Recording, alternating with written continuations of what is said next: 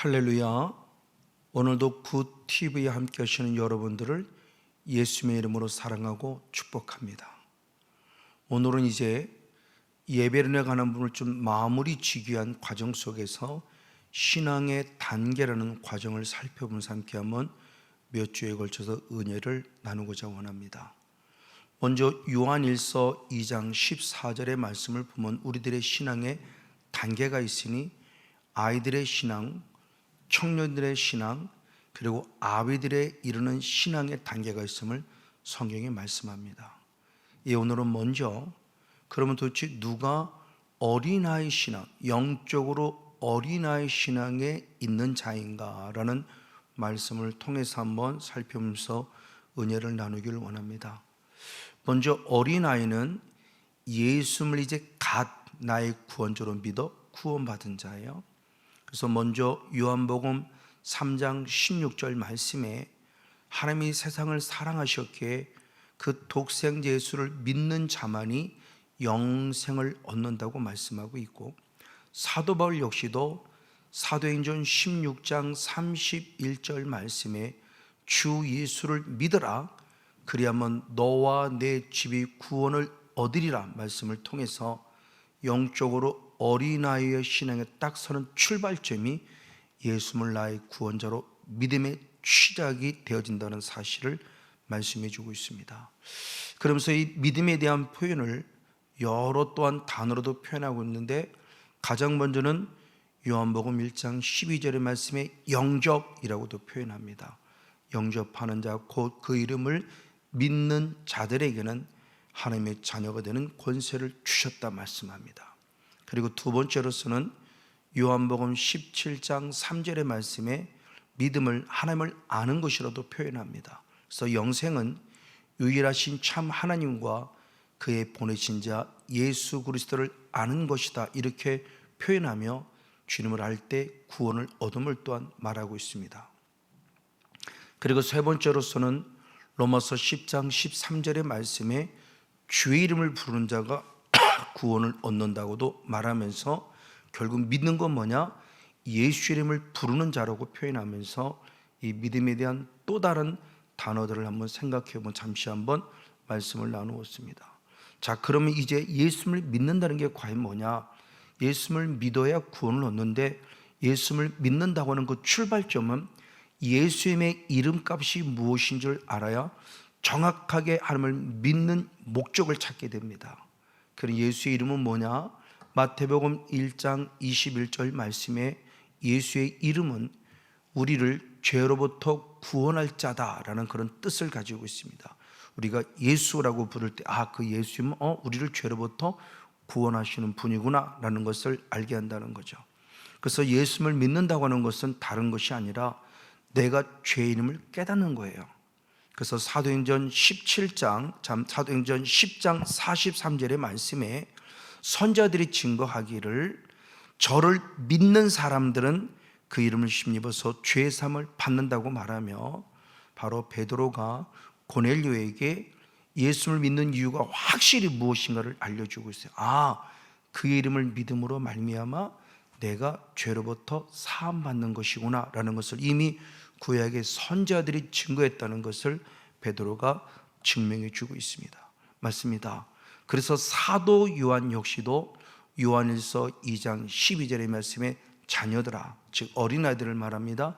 자녀들아 말하며 너희 죄가 그 이름으로 말미암아 사함을 얻음이라고 말하며, 예수님을 나의 구원자로 믿는 가장 영적으로 어린아이의 신앙의 출발점은 내가 죄의 이름을 발견하면서 십자가 앞에 무릎 꿇어 다시 한번 회개함으로 죄 사함 받는 은혜가 신앙의 출발점임을 분명히 말씀하고 있습니다.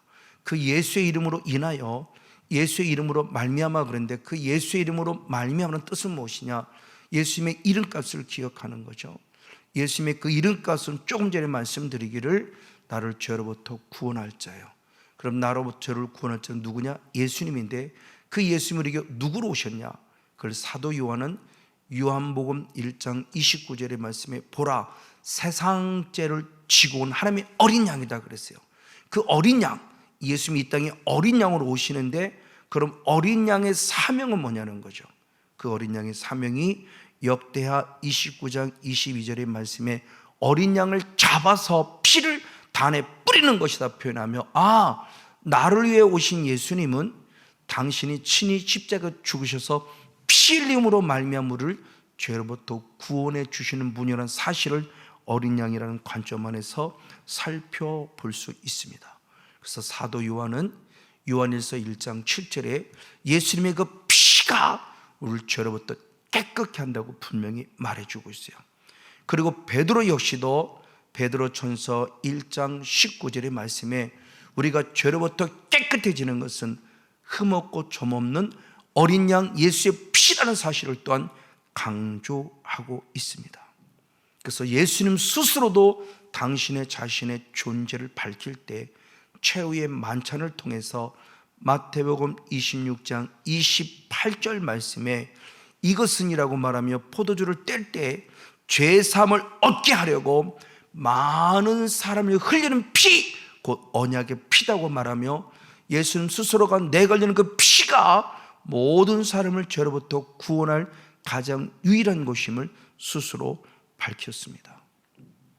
근데 단순히 피뿌림 받는다고는 사실만으로 죄사함을 받는 것이 아니라 그 피뿌림을 내가 힘입으면 어떻게 할 것이냐, 조금 전에 읽었던 요한일서 1장 7절 말씀에 이어서 요한일서 1장 9절의 말씀에 보니 자백하면이라는 확실히 말합니다. 그래서 모든 죄에서 불의에서 우리를 깨끗게 하고 정결케 한다고 성경이 말씀하고 있어요. 바로 이와 같이 바로 어린 양이 그 피가 우리를 죄에서 구원했다는 사실인데 그걸 확증시켜주는 사건이 바로 유월절입니다.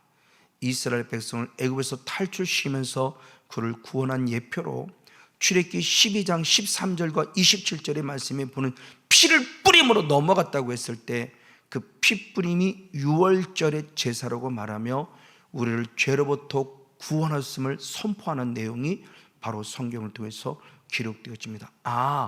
피로 말미암아 구원받는 것이구나.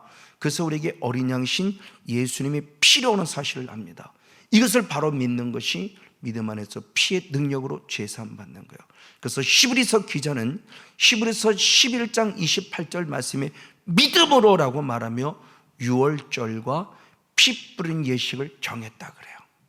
유월절과 피 뿌린 예식은 믿음 안에서 이루어지는 실제라는 거예요. 지금도 유월절에 축복이 필요하게 늘 피를 뿌리고 바로 덮어야 돼요.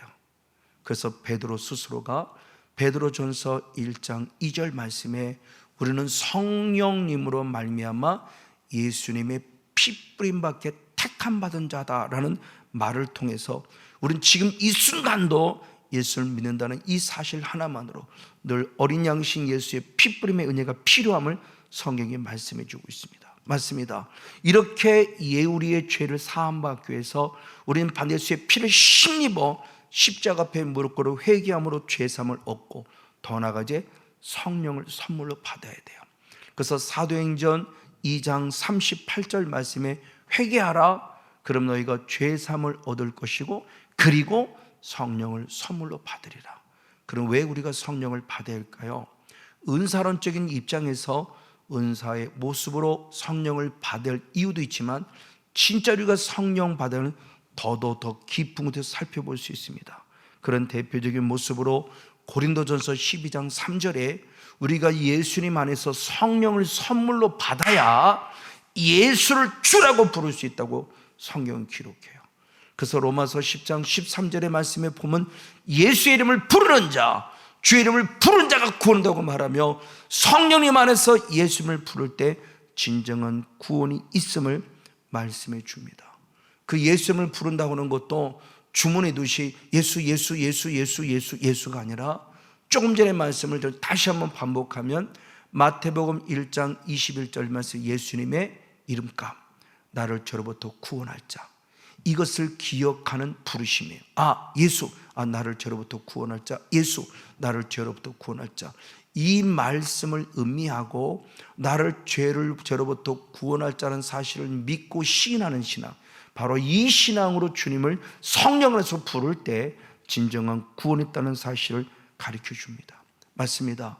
그리고 더 나아가 이제 예수님이 나를 위해 죽으셨다는 사실만으로 끝남이 아니라 한 단계 더 나아가 이제 어떤 신앙까지 가져야 되느냐. 고린도전서 15장 3절과 4절의 말씀에 보면 성경대로 죽으셨고 성경대로 살으셨다. 이미 구약의 성경을 이루신 하는 예수님은 성경대로 십자가에 죽으시고 죄를 사했고요. 그리고 더 놀라운 것은 성경대로 다시 살아나셨다. 그리고 왜 살아나셨을까? 사도 바울이 친히 말했으니 로마서 4장 25절 말씀에 우리의 범죄함을 위해 예수님이 십자가에 죽으셨다, 내어줌이 됐고, 또 우리의 살아나심을 위해서, 우리를 의롭다 하심을 위해서 다시 살아나셨다라고 말하며 죄 때문에 죽으셨으면 우리의 의를 위해서 살아나신 거예요. 그러니까 우리가 죄로 말미암아 구원받았다는 것은 그의 부활하심까지 믿기에 의롭다 여기심을 받으니 주의 이름을 부를 때 의롭다 여기심을 받은 것이 바로 그 모습을 우리에게 가르쳐 주고 있습니다. 그래서 사도행 17장 31절 말씀에는 죽은 자 가운데서 예수님을 다시 살리신 그 뜻은 우리에게 예수 그리스도를 믿을 만한 증거품이다라고 말해요. 그러니까 예수를 믿을 때 그냥 믿습니다가 막연하게 믿습니다가 아니라 예수님이 나를 위해 죽으셨고 나를 위해 살아나신 부활의 사건을 통해서 이게 예수님을 믿을 만한 증거를 보여준 거구나. 그래서는 역사적인 사건의 실제를 따라서 예수님이 나를 죽으셨고 또는 예수님이 나를 살아나심을 믿는 이 믿음을 통해서 구원을 얻는 거예요. 그래서 사도 바울은 로마서 10장 9절 말씀에 예수님을 믿는 믿음을 이룰 때 그 믿음을 어떻게 표현했냐? 입술로 예수를 시인하고, 즉 예수의 이름을 부르고 마음으로 나를 위해 죽으셨고 나를 위해 살아신 예수님을 믿는 믿음, 죽으셨고 살아난 믿음, 그 믿음을 마음으로 믿을 때 구원을 얻는다고 성경이 분명히 말해요. 맞아요. 그 예수님을 내가 입으로 시인함으로 구원 얻는 것이고 나를 위해 죽으시고 살아난 예수님을 이 마음으로 믿을 때 구원했다는 사실을 분명히 알려주고 있습니다. 맞습니다. 이렇게 성령님으로 말미암아 우리가 주의 이름을 부름으로 구원을 얻었다면 계속적으로 성령의 기름 부음이 필요해요. 그래서 로마서 8장 14절의 말씀에 하나님의 영으로 인도함을 받는 자는 곧 하나님의 아들이라고 말하며 성령이 한 번만 머무르는 것이나 계속적으로 그의 인도함을 받아야 되고, 로마서 8장 15절의 말씀에도 양자의 영, 현대인 성경으로는 하나님의 아들이 되는 성령, 그 성령을 받음으로 말미암아 우리가 하나님을 아바 아버지라 부르짖는다. 아까 앞절에서도 성령으로 말미암지 않고는 예수를 추라할 수 없다 그랬으니 그 성령님이 계속 내게 임하셔서 하나님을 아바 아버지라 부르는 은혜가 필요하다.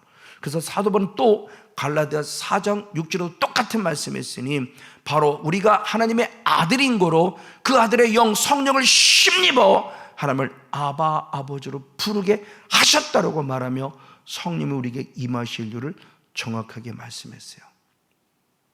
그리고 이어서 사도 바울은 로마서 8장 9절에도 성령이 계속 내게 거하시면 나는 그리스도의 사람, 그리스도의 인이 된다라고 표현하고 있고, 그 성령이 계속 내 안에 계시기에 로마서 8장 16절 말씀에 성령이 친히 우리를 하나님의 자녀로 증거해 주신다 그랬으니 한 번으로 끝남이 아니라 계속적으로 기름 부음 받아서 하나님의 사랑하는 아들이었다는 증거가 필요하니 누가? 성령님께서 하신다고 말씀해 주고 있습니다.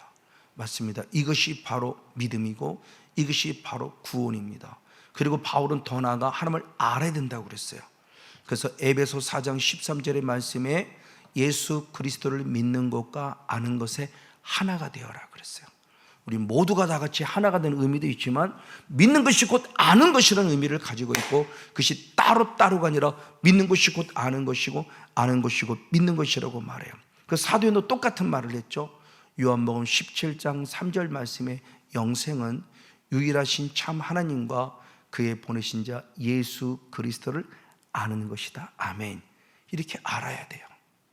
그래서 구약에서도 호세아 선지자를 통해서 호세아 6장 3절 상반절의 말씀에 보면 여호와를 알자, 여호와를 심써 알자 이렇게 표현했어요.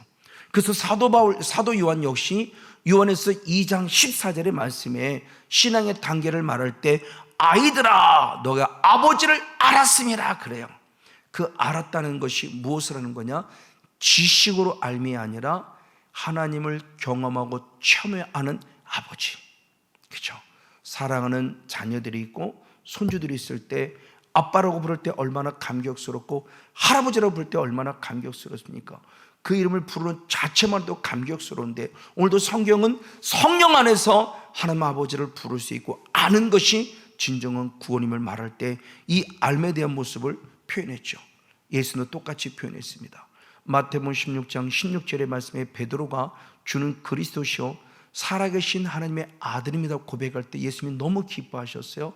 그러면서 이걸 누가 알게 하셨느냐 그랬을 때 마태복음 16장 17절 말씀에 이것은 내 혈육이 알게 한 것이 아니라 하늘에 계신 아버지께서 알게 하셨다고 말하며 성령의 친히 알게 하신 그 은혜임을 말해요. 지식으로 알미 아니라 내 삶의 경험을 통해서 안 그 알므로 우리에게 진정한 구원이 있음을 성경이 말씀하고 있다는 사실이에요. 맞아, 이와 같이 예수님을 나의 구원자로 믿고 내가 예수님을 영접하고 또는 주의 이름을 부르고 또는 내가 주님을 알므로 말미암아 이제 새로운 피조물이 되었다고 고린도후서 5장 17절은 말합니다. 그리스도 안에 있으면 보라 새로운 피조물이라 이전 것은 지나갔으니 새 것이 되었다 말하며 이제 우리가 새로운 피조물, 다시 말하면 우리가 그동안 사탄의 자녀였다가 이제 하나님의 자녀는 신분 세탁이 되고 말할 때 새로운 피조물이라고 고백합니다. 근데 이전 것은 지나갈 때 그 이전 것이 뭐냐는 거죠. 예수님을 믿기 이전에 있던 나의 본질이에요. 그걸 에베소 2장 3절의 말씀에서는 육체의 욕심을 따라 육체와 마음이 원하는 대로 행하고 있는 본질상 진노의 자녀다라고 표현할 때 내가 의도하지 않는 모습이에요. 전에는, 예수 믿기 이전에는. 그럼 이것을 또 뭐라고 그러는가? 사도 바울 역시 갈라디아 4장 8절의 말씀에 있을 때 이 본질상 진노의 자녀된 이 죄성에 대한 부분은 하나님이 아닌 자들의 종로로 됐다. 하나님이 아닌 자는 당연히 사탄을 말하는 거겠죠. 그래서 우리의 신분이 세탁이 되었다, 즉 새로운 피조물이 되었다는 것은 골로새서 1장 13절의 말씀에 흑암의 권세에서 건져냈다, 즉 사탄의 나라에서 건져내 누가 되느냐? 하나님의 아들의 나라, 하나님 나라의 아들, 하나님 나라의 딸이 되었다. 이게 새로운 신분 세탁이에요. 이제는 사탄의 자녀에서 하나님의 자녀가 된 겁니다. 그래서 요한복음 1장 12절에 영접하는 자, 그 그림을 믿는 자들에게는 하나님의 자녀가 되는 권세를 주셨다. 아멘. 바로 이겁니다. 하나님의 자녀. 그동안은 사탄의 자녀, 본질상 진노의 자식의 자녀였다가 하나님의 아닌 자를 섬겼던 자녀였다가 이제라도 하나님의 자녀가 된 이 모습, 새로운 신분 세탁이 된 거예요. 근데 자녀라는 하나님의 자녀는 신분을 세탁했지만 영에서 그러니까 안타까움이 있어요. 그 안타까움은 뭐냐? 에베소 4장 22절의 말씀에 아직도 유혹의 욕심을 따라 지레 썩어들고 구습을 쫓는 내 안에 옛사람이 있다는 거예요. 분명히 하나님의 자녀는 됐어요. 신분을 세탁이 된 내 자는 여전히 아직도 옛사람의 흔적을 가지고 있는 연약함이 있음을 봅니다. 이게 영적으로 불완전한 상태예요. 왜? 육신의 어린 아이들도 누군가 다가와서 사탕 하나만 주면 다 미혹되어 엄마로부터 떠나고 영적으로 납치가 돼요. 사단은 지금도 아담과 하와에게 다가와 선악과를 통해서 영적으로 납치가 돼서 하나님 나라에서 쫓겨나게 만들었고 하나님의 주신 구원의 모습을 빼앗기게 만들었어요. 이게 지금도 실제로 이루어지고 있는 거예요. 이게 영적 어린아이 한계예요. 그 영적 어린아이 한계가 왜 그럼 한계라고 했을까? 왜 육신에 머무르다고 했을까? 그랬을 때 대표적인 게 고린도 교회입니다. 그래서 고린도전서 3장 1절 말씀에 고린도 교회를 보니까 영적으로 보니까 육신에 속한 자 어린아이래요. 어린아이.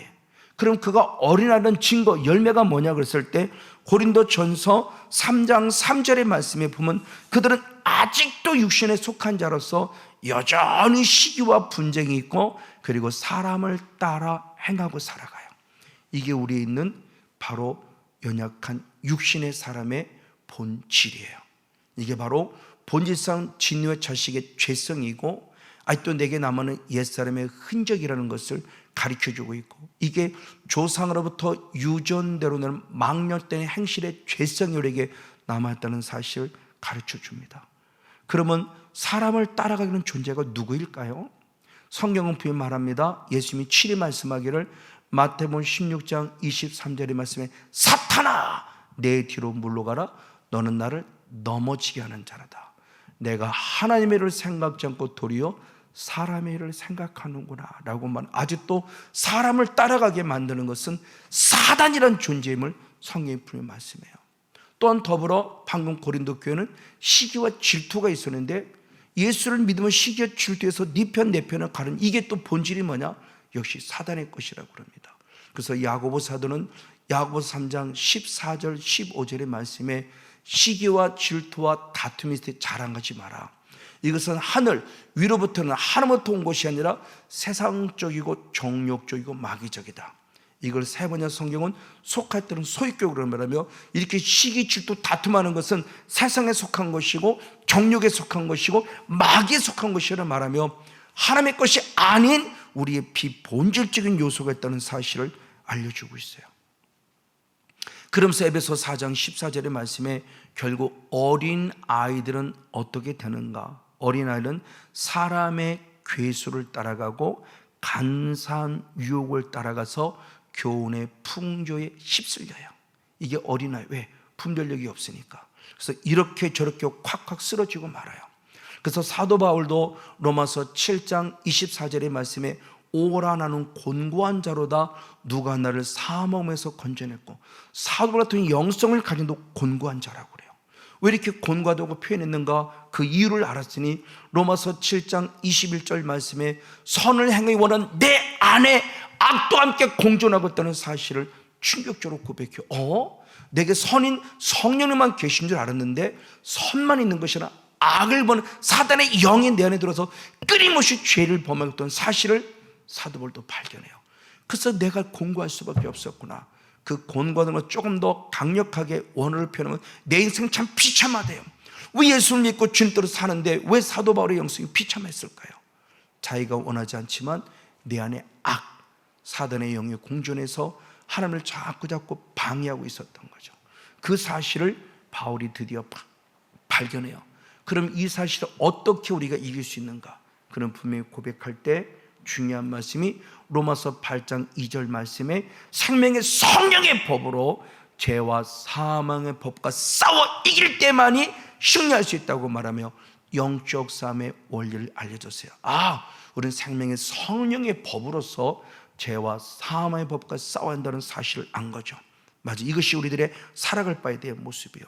그리고 영적으로 어린아이 또한 안타깝게 고린도서 3장 2절의 말씀은 젖으로만 먹고 단단한 식물인 밥을 먹지 못한다고 그래요. 왜? 아직도 내가 영적으로 어린아이예요. 그래서 고린도서 3장 1절 말씀에 내가 저들을 신령한 자로 알았는데 막상 가보니까 어린아이였기 때문에 그들에게 단단한 식물을 줄 수 없어요. 히브리서는 똑같이 말씀했어요. 히브리서 5장 12절의 말씀에 마땅히 선생이 되어야 할 때가 됐는데 선생이 아니라 하나님의 말씀에 초보도 알지 못하고 있으니 저들이 젖이나 먹고 단단한 식물을 못 먹었다고 그래요. 왜? 그 이유를 말씀했으니 히브리서 5장 13절 말씀에 젖을 먹는 자보다 어린아이니 의의 말씀을 경험하지 못했기 때문이다 그래요. 그러면 어떻게 될까? 이제 어린아이 영성을 빨리 벗어날지인데 베드로전서 2장 2절의 말씀에 갓난 아이들같이 순전하고 신령해서 사모하라. 아멘. 그것이 구원에 이르게 자라게 하는 것이다. 아멘. 우리는 이렇게 말씀을 사모해야 돼요. 그래서 시편 기자는 시편 119편 81절과 123절의 말씀에 내가 구원을 사모하게 주의 말씀을 사모했다고 표현합니다. 맞습니다. 진정 영혼의 구원을 사모하는 자는 누구보다 말씀을 사모해야 돼요.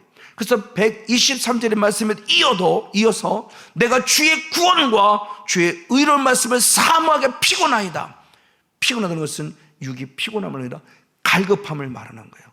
오늘 저 여러분 다시 한번 말씀을 향한 갈급한 영혼을 통해서 어린아이 신앙은 반드시 지나야 될 단계점 빨리 지나서 영적 납치를 당하는 자가 아니라 영적 싸움을 싸워 승리하는 축복의 주인공 우리 모두가 되어지기를 예수님의 이름으로 간절히 축복하고 축원을 드립니다.